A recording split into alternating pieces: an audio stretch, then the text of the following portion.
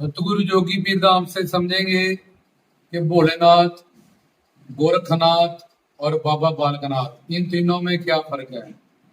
तो भोलेनाथ को शिव शंकर भी कहते हैं। तो पहले तो सुप्रीम पावर शिव पिता परमात्मा, जिसका काम है सृष्टि की रचना करना।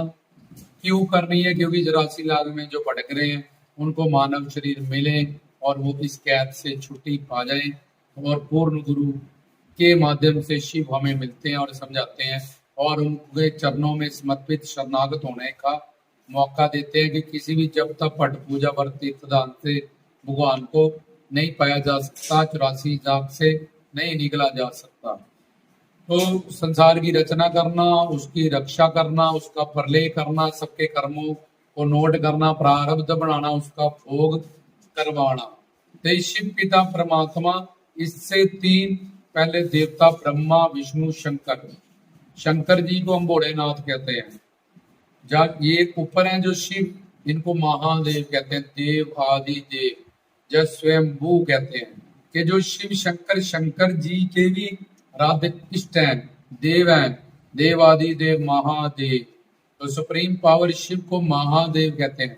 लेकिन वही शिव शक्ति इन तीनों में भी है, ब्रह्मा विष्णु शंकर में। एक एक ब्रह्मांड के अलग तीन तीन गवर्नर होते हैं। जिन्हें मुख का ब्रह्मांड होता है उनने मुख के ही ब्रह्मा विष्णु शंकर होते हैं। लाख मुख का, करोड़ मुख का, 4 मुख का, 5 मुख का, ऐसे हजारों करोड़ों ब्रह्मा विष्णु शंकर अपने अलग अलग ब्रह्मांड पे अपॉइंट किए जाते हैं, एक एक ब्रह्मांड के लिए। तो वो भी, उनके पास भी स्वरूप शक्ति है, उनको प्रकट किया जाता है, ना कि वो पैदा होते हैं और फिर वो प्रलय के टाइम अलोप हो जाते हैं। तो एक एक ब्रह्मांड की ड्यूटी ब्रह्मा विष्णु शंकर को शिव पिता परमात्मा सुप्रीम पावर के द्वारा दी जाती है। तो शिव और ये शंकर, तो इनको शिव शंकर कहते हैं, या महेश कहते हैं, या भोलेनाथ कहते हैं। इनके पास एक ब्रह्मांड की प्रलय करने की अथॉरिटी होती है, उनके पास शिव शक्ति है। इसलिए भोलेनाथ भी हमें धर्म, अर्थ, काम, मोक्ष, ये सब अगर सिद्ध गुरु को साथ में लेके शिव भक्ति की जाए, निर्गुण निराकार जब सगुण साकार स्वरूप, तो हमें मोक्ष मुक्ति प्रदान हो जाता है। क्योंकि ब्रह्मा विष्णु शंकर काल माया के परे हैं, स्व अंश कहते हैं इनको। जो शक्तियां शिव पिता के पास है वही शक्तियां वो अवतारों को देता है, अपने तीनों ब्रह्मा विष्णु शंकर को, और उनमें से फिर वो अवतार लेते हैं ताकि कलयुग के जीवों का कल्याण हो। तो हमने कहा भोलेनाथ, गोरखनाथ, बाबा बालकनाथ। तो भोलेनाथ समझ गए कि शिव से तीन देवता ब्रह्मा विष्णु शंकर, उन्हीं को महेश, उनको शिव शंकर, उनको हम देखते हैं पार्वती जी के साथ बैठे हुए, ये शिव शंकर है। हम शिवलिंग में देखते हैं ये शिव है, ये शिव की ज्योति है जो सेंटर में दिखाई गई है।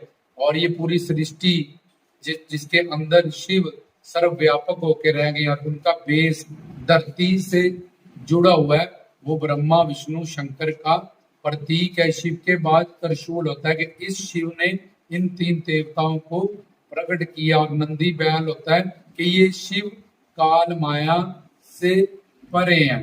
तो शिवलिंग और शिव शंकर, शिव परिवार की मूर्ति में वो उनकी आंखें नहीं बनाई जाती, उनके कान नहीं बनाए जा रहे। देखो, वो सिर्फ एक लिंगम के रूप और एक ज्योत के, ज्योतिर्लिंग के रूप, शिव के रूप उसमें विराजमान रहते हैं। वो सुप्रीम पावर का, ज्योति का प्रतीक है, और वो उन्हीं से सारी सृष्टि, वो सच्चिदानंद स्वरूप है। अपनी सत्ता इस सृष्टि की रक्षा करना, उसमें सर्वव्यापक होके रहना, ये उनकी दो विशेष गुण और मेन शक्तियां होती है। तो वो आगे पहले तीन देवताओं को प्रकट करते हैं, जिनमें से एक महेश, और जो फिर शिव पार्वती हम कहते हैं, गणेश कार्तिकेय, शिव शंकर है, महेश है, भोलेनाथ है। अब उसके बाद गोरखनाथ, उस शिव के आंशिक अवतार है, 9 नाथ और 84 सिद्ध। तो गोरखनाथ, गोबर से मच्छंद्रनाथ के भजनों से उन्होंने पंडित पड़ताइन, जिनके घर 8 साल से कोई पुत्र नहीं था या संतान नहीं थी, उनको बबूता दिया था कि पानी में घोल के पी लेना। उनकी सहेली आ गई, बोला ये तो बाबा लोगों के पीछे लगी है, इस बबूती से क्या होता है, तो ये तो अपने वश में कर लेंगे, वशीकरण कर लेंगे, इनके पास रिद्धियां सिद्धियां होती हैं। तो उसके प्रारब्ध ने सपोर्ट नहीं किया, लेकिन उनको वो दात दे भी गए तब भी वो पेट के अंदर तक नहीं ले जा पाई। उससे पहले माया ने उसको गुमराह कर दिया, उसकी खास जो बेस्ट फ्रेंड थी उसकी सहेली के रूप में। तो उसने वो बबूता जहाँ पूरे गांव का गोबर रखा होता है उसके नीचे रख दिया। अब वो बबूता से 12 साल बाद वैश्वेंद्र नाथ आए, उन्होंने कहा अपने बेटे को बुलाओ, क्या नाम रखा है। बोला जी कौन सा बेटा, वो तो हम बबूता वहां छोड़ आए। और रोने लगी बहुत ज्यादा जबरदस्त। तो जब गोबर हटाया तो 12 साल का नंगा एक लड़का, जिनका नाम बाद में गोरखनाथ पड़ा, उन्होंने फिर अपने गुरु मच्छिंद्र नाथ के, उनको नाथ जोगियों के साथ चले गए कि ये मेरे क्या खाक माँ बाप है, तो मुझे यहाँ छोड़ गए थे, मुझे 12 साल में इधर नंगा रहा, रोटी कपड़ा मकान भी किसी ने नहीं पूछा, मैं इनके साथ नहीं रहूंगा एक मिनट भी।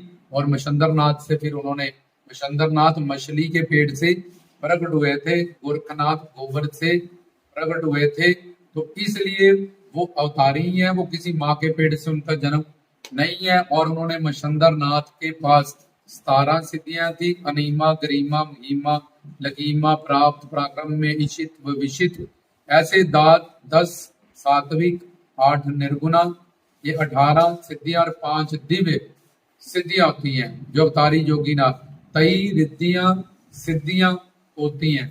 उनमें से 17 मच्छिंद्र नाथ जी के पास थी और 18 गोरखनाथ जी के पास थी।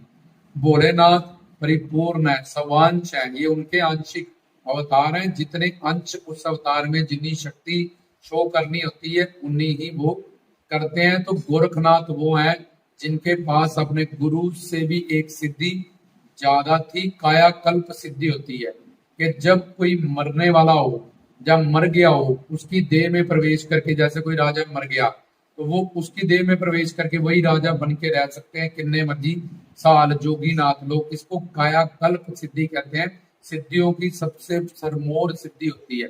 मच्छिंद्र नाथ जी के पास 17 सिद्धियां थी, लेकिन गोरखनाथ जी के पास 18 सिद्धियां थी। इशित व विशित पराक्रम में अनिमा गरिमा महिमा लगीमा, ये सब रिद्धियां सिद्धियों के नाम है। तो ये है गोरखनाथ जिनके पास 18 सिद्धियां थी। मच्छिंद्र नाथ जी दिल्ली की एक रानी के पास मोहित हो गए थे, उन्होंने उनको अपना गुलाम बना के अपने पास नौकर बन के रख लिया था। फिर गोरखनाथ भिक्षा मांगने उनके घर गए थे तो अपने गुरु को वापस, क्योंकि उनके पास एक शक्ति एक सिद्धि ज्यादा थी, और उन्होंने फिर अपने गुरु को वहां से छुड़ा के वो लाए थे वापिस। तो गोरखनाथ का नाम इसलिए मच्छिंद्र नाथ से भी ज्यादा हुआ।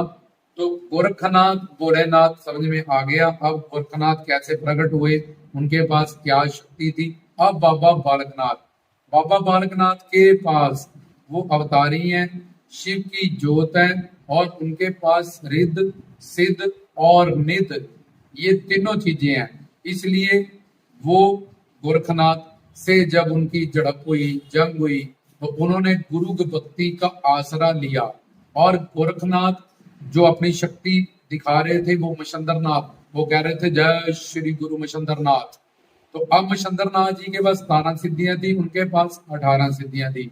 और बाबा जी कह रहे थे जय श्री गुरु दत्तात्रेय जी, उन्होंने गुरु भक्ति का आसरा लिया, ना कि शिव भक्ति, क्योंकि उनको पता है इनमें भी शिव है, ये भी शिव के अवतार है, इनमें भी शिव शक्ति है, भक्ति है, रिद्धि सिद्धियां निधि है। अगर मैं इनसे शिव भक्ति से शिव भक्ति का ही सामना करूंगा तो मुकाबला हमेशा बराबर रहेगा।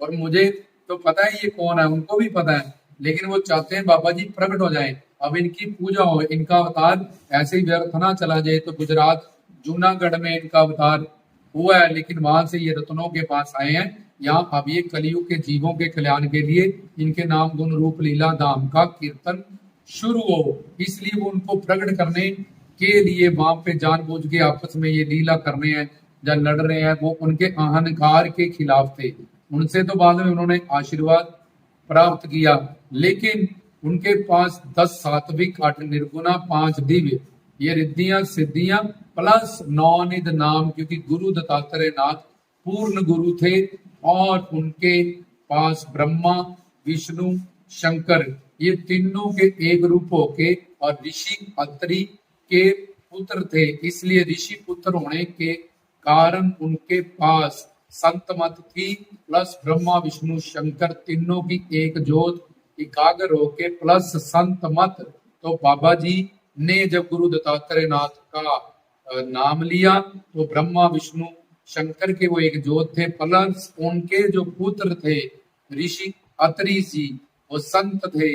इसलिए संत मत उनकी पत्नी अनिसुईया भी उनको गुरु मानती थी और वो भी अपने पिता को पीछे ऋषि की परंपरा से। इसलिए गुरु भक्ति का जब के सामने शिव भक्ति आई तो शिव भक्ति से गुरु भक्ति उनकी जीत गई और उन्होंने जितने भी टक्कर ली जो भी किया, सबसे नीचे तामस, फिर राजस, फिर सात्विक, फिर निर्गुणा भक्ति, फिर उसके बाद वैकुंठ धाम की भक्ति, फिर गोलोक धाम की भक्ति, फिर उसके बाद गुरु भक्ति। इससे बड़ी कोई भक्ति नहीं होती। तो उन्होंने जिस भक्ति से का हवाला लेके बाबा जी से टक्कर ली थी उससे बड़ी भक्ति बाबा जी ने वहां खड़ी कर दी। इसलिए गोरखनाथ की हार होती रही और बाबा बालकनाथ की जीत होती रही। तो ये था भोलेनाथ, फिर गोरखनाथ, फिर बाबा बालकनाथ में क्या फर्क है। जय बाबा।